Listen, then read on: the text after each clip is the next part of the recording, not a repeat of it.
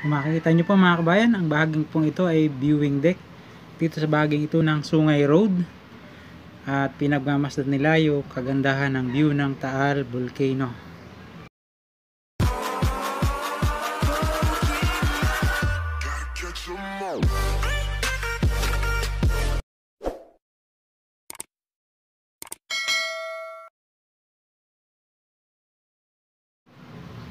Magandang araw pong muli sa inyo lahat mga kabayan, Luzon, Visayas at Mindanao, at maging dyan po sa mga kaibigan natin sa ibayong dagat, saan mang bansa kayo nandoon. Magandang araw po sa inyong lahat. Kumusta na?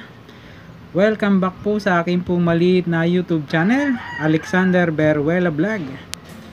Ngayon pong araw ay magro-road trip tayo. Dito po tayo dadaan sa Sungay Road area. Galing po dito sa Talisay, Patagos.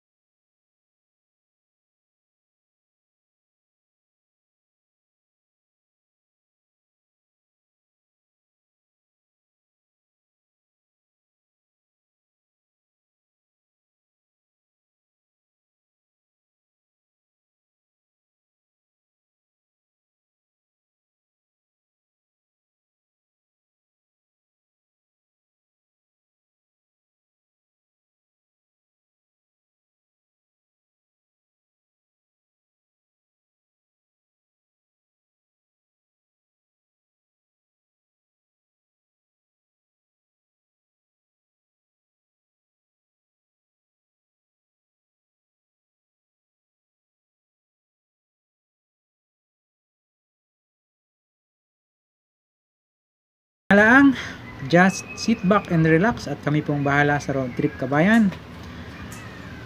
Let's go!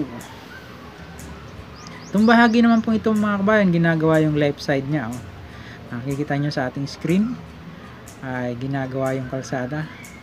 At maging dyan sa una-unahan ng konti ay meron pa rin ginagawa. Kaya one way lang po yung nadadaanan. Pero hindi naman po siya nakaka-affect sa daloy ng trapiko dahil makikita nyo napakadalang po ng nagdaraan. Ayun. So tuloy-tuloy lang tayo mga kabayan, samahan nyo po kami hanggang doon sa dulo.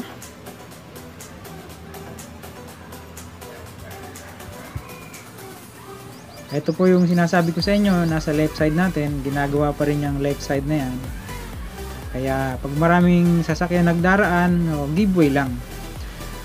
Uli, paalala po sa ating pong mga kapwa riders at mga bikers, mga motorcycle drivers, mga riders. Ingat-ingat po tayo. Lalo na kung ang inyong tinatahak ay palusong na bahagi kabayan. Make sure na naka-low gear kayo kapag kayo naka-manual transmission, at sa mga naka-automatic naman ay laging nakaalalay sa preno mga kabayan kong riders at mga drivers. Ayun.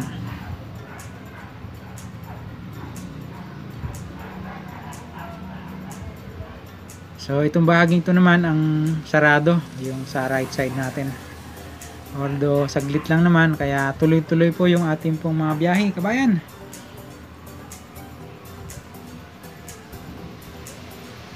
Makita nyo, ayan, no? Right side po yung sarado. Pero wala naman tayong kasalubong, kaya tuloy-tuloy lang ang biyahe. Nandito na tayo sa mga makukurbang bahagi o zigzag na tinatawag. Dito po sa bahaging ito ng Sungay, patagos po ng Tagaytay area.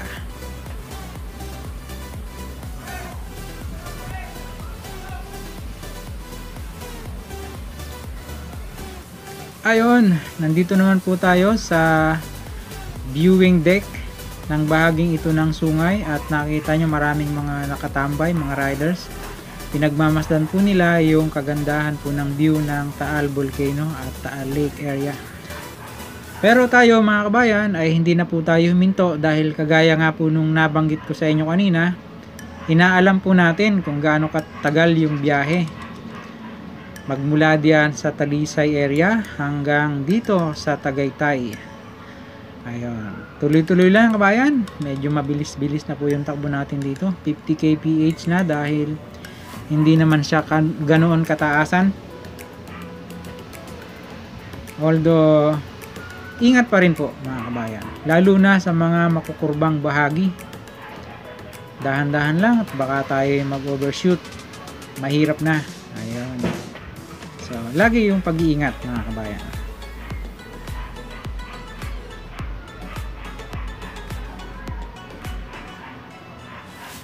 Samantala, sa mga ngayon lang po napadaan sa aking pong maliit na YouTube channel, huwag mong kalimutang mag-like, mag-subscribe at pakipindot po ang notification bell para ma-update po kayo sa aking pong mga ina-upload na videos in the future mga kabayan. Ang bahaging ito naman ay maganda na dahil ispaltado na kung makikita nyo. Ayan, oh. Walang masyadong talbog dahil makinis ang daan.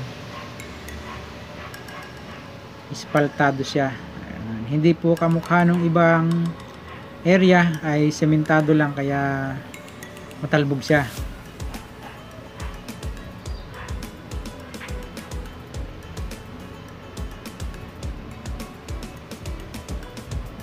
So tuloy-tuloy lang tayo dahil nakita nyo naman wala naman halos kasalubong o kasabay, napakadalang.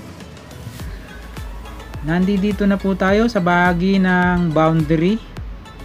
Ayan, nakita nyo yung dinaanan nating arko. Yan po ay nagpapaalala na pagtawid natin sa kabila ay ibang bahagi na ng lugar o ibang lugar na yung ating pong tinatahak.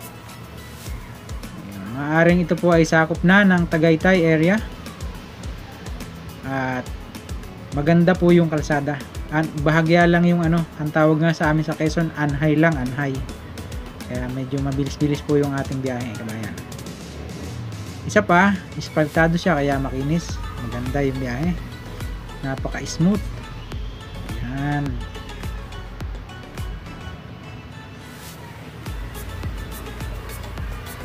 Napansin ko lang po at that time na bumiyahe kami ay kahit medyo mataas na yung area pero talagang mainit na yung panahon kabayan dahil summer na.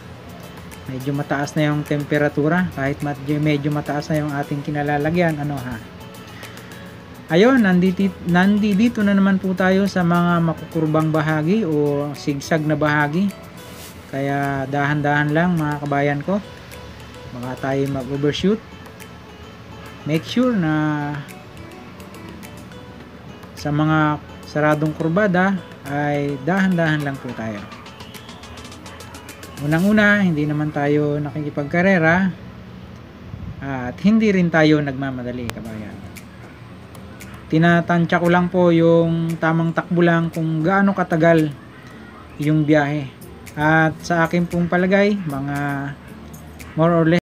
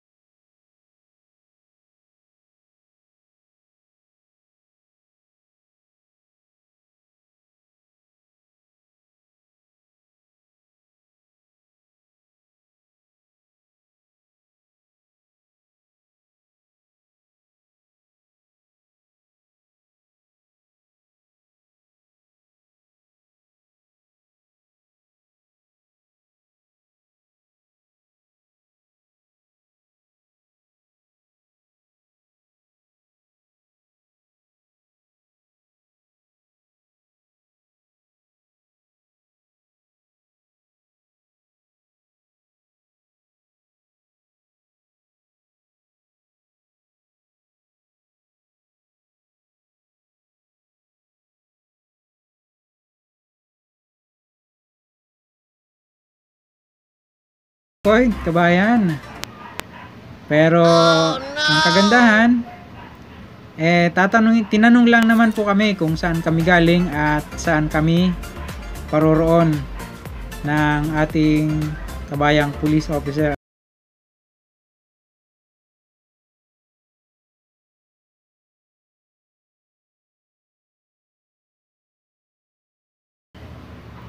So, hanggang dito na lang po muna mga kabayan. Maraming salamat po sa inyong pagtitiwala at pagsubaybay. Muli, ito po si Kabayang Alexander Beruela. Lagi po nagpapaalala at nagsasabi, may problema man po tayo, wala. Lagi po tayong manalangin sa Diyos at magpasalamat araw at gabi ng ating mga buhay para po tayo lagi niyang gabayan sa ating pong mga paglalakbay at mga paggawa, kabayan. See you next time. Maraming salamat po sa inyo pong pagsubaybay.